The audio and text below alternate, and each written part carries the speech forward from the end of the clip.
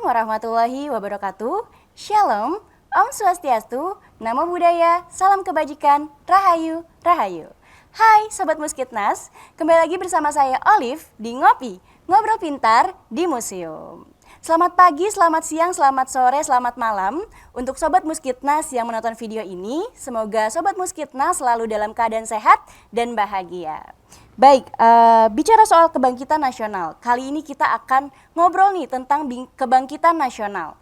Nah, kebangkitan nasional itu akan diperingati tanggal 20 Mei. Dan tahun ini merupakan peringatan Hari Kebangkitan Nasional yang ke-113. Bicara soal kebangkitan nasional, pastinya akan ada kisah yang menarik di balik cerita tersebut. Dan sudah bersama saya saat ini Bapak Kepala Museum Kebangkitan Nasional, Bapak Agus. Apa kabar Pak? Baik Mbak Olive. Oke, dan juga sudah bersama saya Edukator Museum Kebangkitan Nasional, Kak Titis Kuncoro. Kak, apa kabar Kak? Alhamdulillah baik Kak. Alhamdulillah baik. Baik Pak Agus, Kak Titis, saya sudah nggak sabar nih untuk ngobrol-ngobrol terkait kebangkitan nasional. Pastinya sahabat museum juga pengen tahu nih cerita-cerita di balik kebangkitan nasional itu. Pertama mungkin saya ingin bertanya ke Pak Agus terlebih dahulu. Siap. Ya, Pak, saya mau tanya nih Pak, apa sih Hari Kebangkitan Nasional menurut Bapak sendiri? Terima kasih Mbak Olive. Hari Kebangkitan maksudnya yang tahun ini ya. Jadi kebangkitan nasional menurut kami pribadi, istilahnya juga mewakili juga dari teman-teman museum dan khalayak pecinta museum, bahwa peringatan kebangkitan nasional adalah untuk memperingati hari lahir Budi Utomo. Organisasi Budi Utomo ini lahir pada tanggal 20 Mei 1908 karena Budi Utomo merupakan organisasi modern yang pertama di Indonesia. Kenapa bisa disebut modern? Karena Budi Utomo lah organisasi yang telah menjadikan atau membuat suatu anggaran dasar dan anggaran rumah tangga, di mana organisasi ini ataukah istilahnya yang dinamakan anggaran dasar dan anggaran rumah tangga ini belum pernah dimiliki oleh organisasi-organisasi lain. Bahkan pada zaman sebelum Budi Utomo lahir, mereka bergerak melawan penjajah Belanda hanya berdasarkan lokasi-lokasi atau daerah-daerahnya. Jadi memang banyak pahlawan-pahlawan yang karismatik memimpin pergerakan di daerahnya, seperti di Aceh, di Padang, kemudian sampai di Ambon sana. Semuanya berdasarkan lokasi, sehingga perlawanan-perlawanan lokal itu mudah ditumpas oleh penjajah. Nah, pada tanggal 20 Mei 1908, pelajar-pelajar Stovia yang berkisar sekitar usia 19 sampai 20 tahun mendirikan organisasi Budi Utomo, yang berarti Budi itu adalah perbuatan, Utomo itu adalah mulia. Jadi ini suatu perbuatan yang mulia untuk maju menuju ke Indonesia yang berbahagia dan mulia. Oke, jadi 20 Mei 1908 itu berdiri organisasi Budi Utomo, seperti itu ya Pak?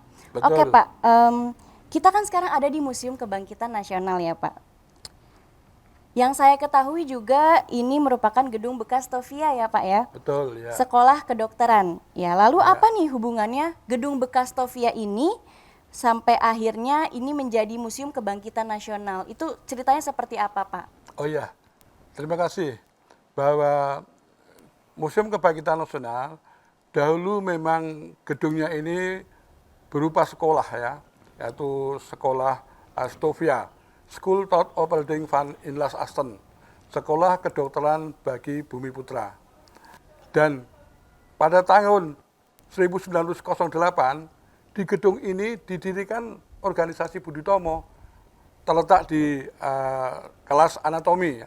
Dari situlah mereka membuat suatu organisasi yang maju menuju ke depan sehingga organisasi ini bisa layak dan diperingati sebagai Hari Kebangkitan Nasional. Jadi hubungan antara Kebangkitan Nasional dengan Stovia adalah bahwa di gedung kebangkitan ini dulunya adalah sekolah Stovia tadi. Oke, baik. Jadi Budi Utomo didirikan di sekolah ini ya Pak ya? Betul ya. Oke, tepatnya di ruang Anatomi. ruang anatomi. Baik, baik selanjutnya saya ingin bertanya ke Kak Titis nih. Tadi kan kita sudah singgung bahwa Hari Kebangkitan Nasional tanggal 20 Mei ya Kak ya. Iya. Pasti ada dong nih Museum Kebangkitan Nasional mengadakan acara, kegiatan kah atau seperti apa gitu. Nah, baik selanjutnya saya ingin bertanya ke Kak Titis nih. Tadi kita sudah singgung bahwa Hari Kebangkitan Nasional itu diperingati tanggal 20 Mei. Lalu untuk mengisi momen Hari Kebangkitan Nasional, adakah kegiatan-kegiatan yang dilaksanakan Museum Kebangkitan Nasional, Kak? Oh ya, baik. Terima kasih Kak Olive. Untuk memperingati Hari Kebangkitan Nasional pada tanggal 20 Mei nanti, kita akan melaksanakan kegiatan diantaranya ada upacara peringatan Hari Kebangkitan Nasional, kemudian ada pembukaan pameran temporer dengan tema refleksi kebangkitan melawan pandemi, kemudian juga kita akan ada launching musikalisasi sajak dan juga launching sosiodrama, serta ada beberapa kegiatan lain yang kita laksanakan pada hari itu tujuannya untuk menyemarakkan Hari Kebangkitan Nasional. Baik, jadi memang ada banyak kegiatan yang akan dilaksanakan Museum Kebangkitan Nasional untuk memperingati Hari Kebangkitan Nasional ya Kak ya.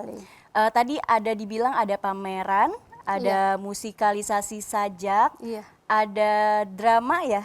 Drama ya Kak ya. Nah, dari kegiatan-kegiatan tersebut mungkin bisa dijelaskan Kak Titis lebih jelas lagi sedikit mengenai konsepnya, lalu kegiatan-kegiatan tersebut apakah bisa didatangi secara luring atau bagaimana, apakah kita bisa dari rumah saja, mungkin bisa dijelaskan.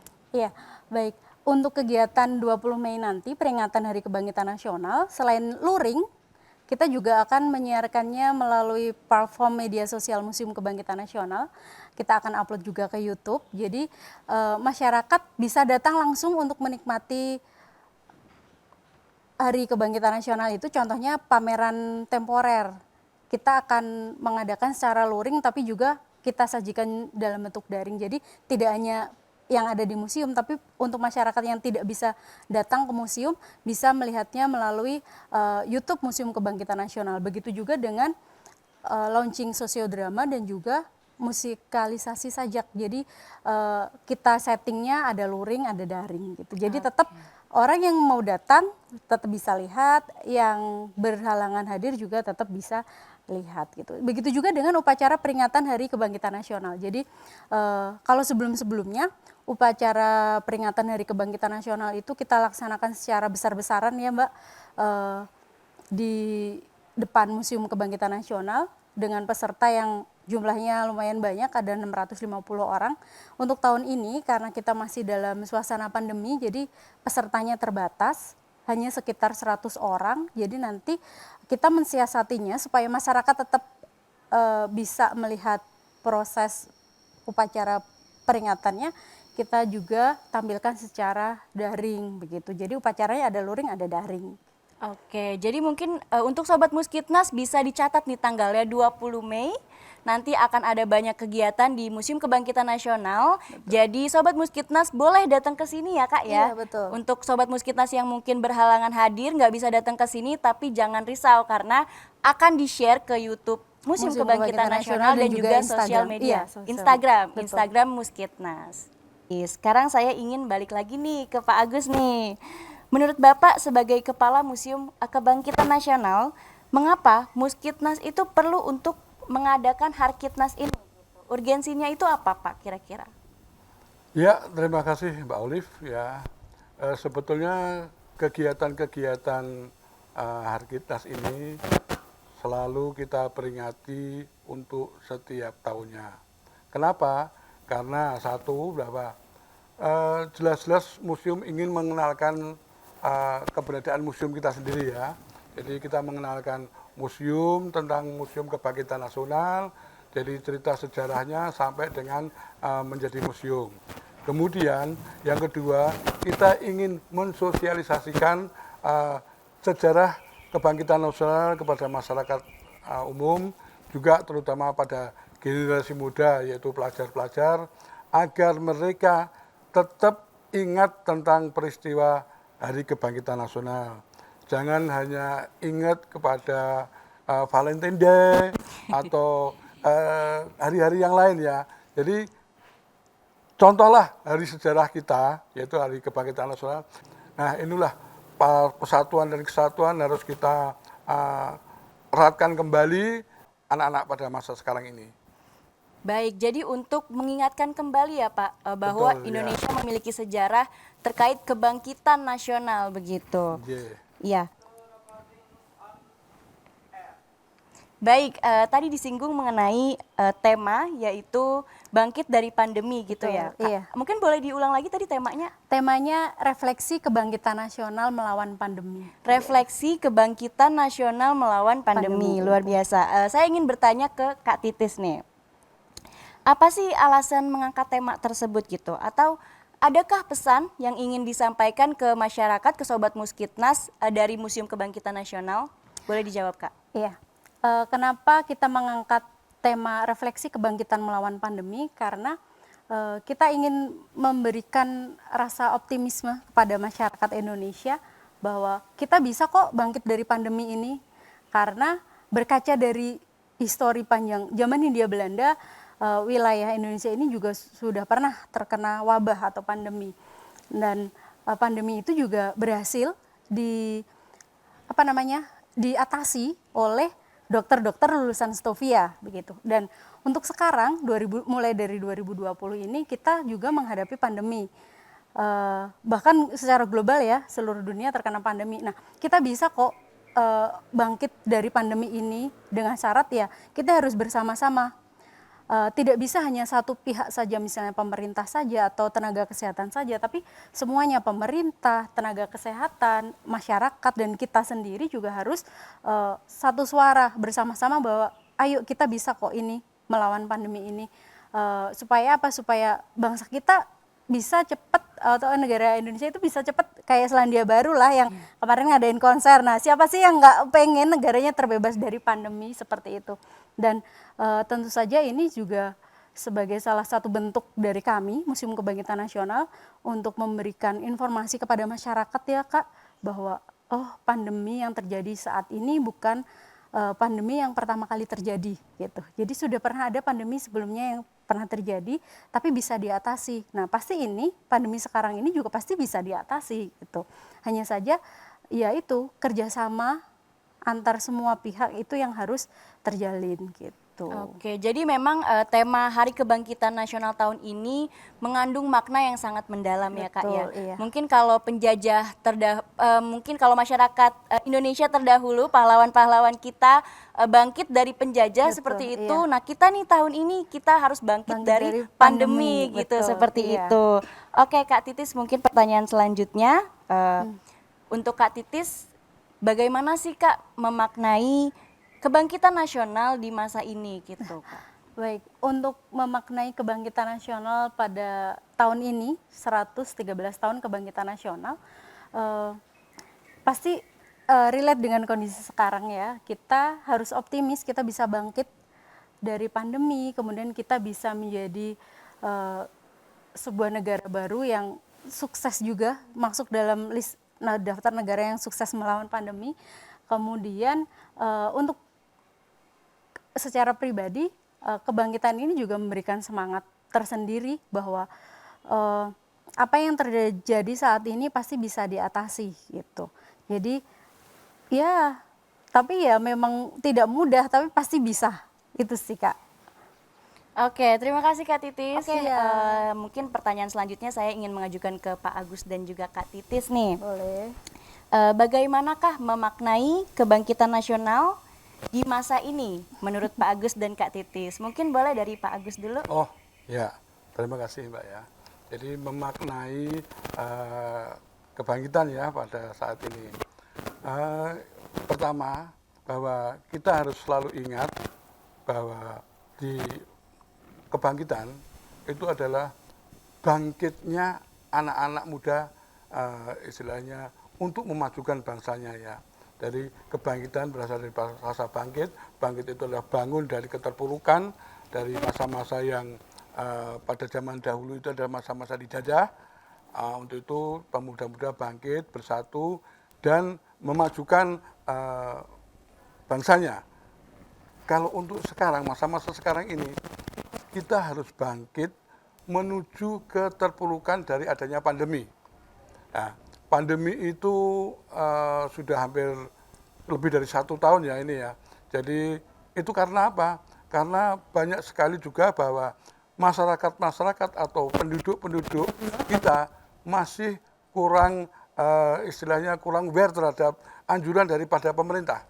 Pemerintah kemarin dulu mengajukan 3M, sekarang justru 5M. Tetapi penduduk dan masyarakat yang ingin mudik itu juga tetap istilahnya nekat lah gitu. Jadi mereka kurang mungkin kurang aware terhadap peraturan pemerintah itu. Mereka hanya bernafsu bahwa ayo kita mudik, di mudik nanti bisa ketemu dengan keluarga. Padahal kalau mudik nanti bersalaman, berciuman, itu kan membuat suatu hal yang rentan terhadap virus corona ini. Ya. Mungkin dari saya itu dulu, Pak. Baik, terima kasih Pak Agus. Lalu selanjutnya dari Kak Titis, memaknai kebangkitan nasional di masa ini tuh gimana tuh Kak? Iya, mungkin hampir mirip ya, kalau karena posisinya memang kondisinya sedang pandemi. Bagi saya sendiri, untuk tahun ini kebangkitan nasional itu adalah tahun kedua kita harus struggling menghadapi pandemi. Tapi sekarang setidaknya sudah mulai terlihat ada titik terang bagaimana cara kita keluar dari pandemi. Jadi kalau untuk memaknai kebangkitan nasional sendiri ya, kalau secara historis kita pernah terpuruk wabah, penjajahan dan sebagainya. Tapi untuk saat ini kondisi yang kita hadapi hampir mirip meskipun beda masa ya. Tapi yang jelas kita harus tetap semangat untuk melewati ini. Dengan adanya Hari Kebangkitan Nasional, setidaknya selain nilai historis tentang Budi Utomo yang kita dapatkan bahwa negara Indonesia ini ada terbentuk melalui perjalanan yang panjang, ya kan? Untuk saat ini, bagaimana caranya kita sebagai warga Indonesia ikut serta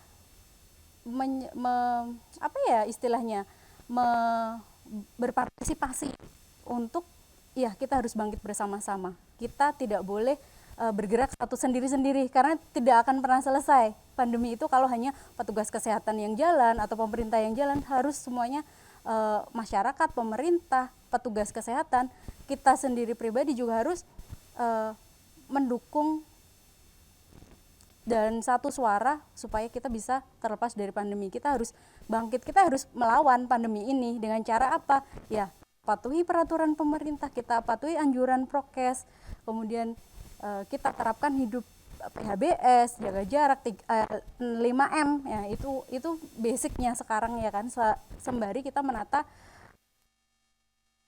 sosial masyarakatnya biar.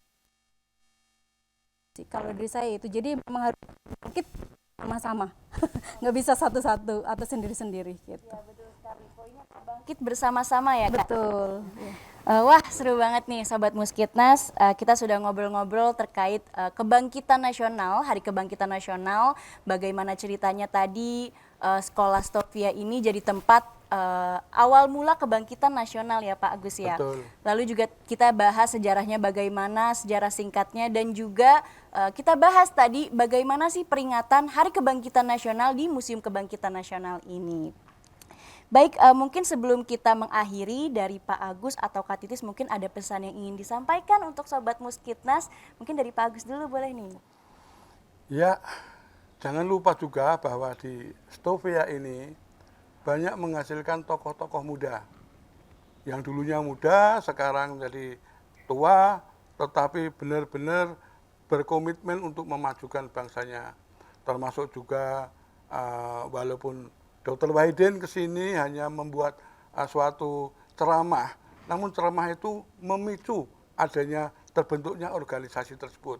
Bahkan tokoh seperti kita, Dr. Sutomo, kemudian ada pula juga Dr. Cipto Mangunkusumo, bahkan Ki Hajar Dewantoro juga pernah sekolah di sini. Jadi buat anak-anak muda atau generasi muda, contohlah beliau-beliau untuk menjadikan Indonesia maju. Baik, jadi generasi muda harus mencontoh tokoh-tokoh Indonesia gitu ya untuk membuat Indonesia lebih maju lagi. Betul, Pak. Boleh dari Kak Titis pesan yang ingin disampaikan ke Sobat Muskitnas? Untuk Sobat Muskitnas, sekarang museum udah buka loh. Jadi Sobat Muskitnas bisa kunjungan ke museum dan juga menyongsong Hari Kebangkitan Nasional dan juga hari besar lainnya. Yang jelas yang saya ingin sampaikan kepada Sobat Muskitnas, ayo kunjungi museum, cintai museum, mari kita mencari ilmu sebanyak-banyaknya dari museum, karena di museum tidak hanya ilmu sejarah atau historisnya saja yang kita dapat, tapi juga semangat dari para pendahulu, founding fathers, supaya kita tidak lupa tentang jati diri kita sebagai bangsa Indonesia. Ini berhubungan juga dengan kalau kamu mengaku orang Indonesia, harusnya kamu tahu juga dong sejarah Indonesia gitu. Jadi supaya kita tidak lupa tentang sejarah bangsa kita sendiri, ayolah kunjungi museum. Betul sekali. Museum Kebangkitan Nasional ini buka mungkin bisa diinfo hari apa, jam berapa? Iya, untuk Museum Kebangkitan Nasional sementara ini kita bukanya hari Selasa sampai Jumat jam 8 sampai jam 3 sore. Oke. Ya, untuk weekend kita masih tutup. Nanti kita mau nunggu kebijakan. Apakah weekend buka atau masih tutup? Itu ada kebijakan dari Pak Agus. Bukan yang dari jelas, saya, dari gubernur. Iya benar itu sih. kementerian. Kita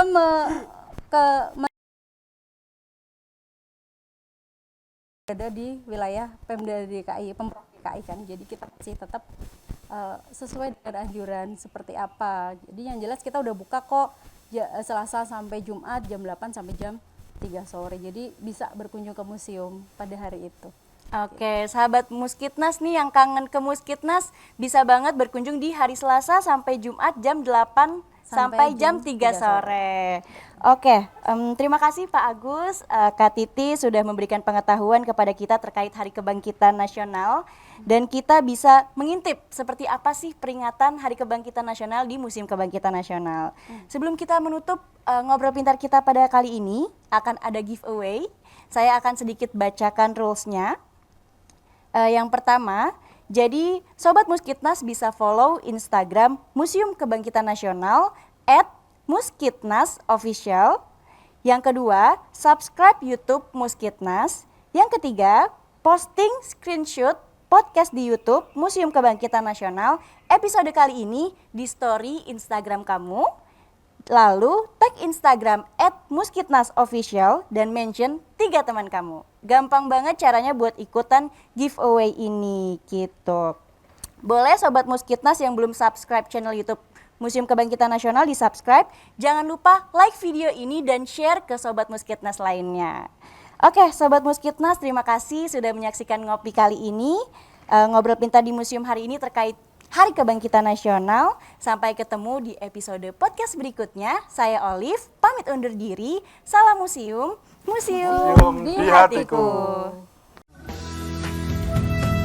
Museumku di hatiku, aku berguru.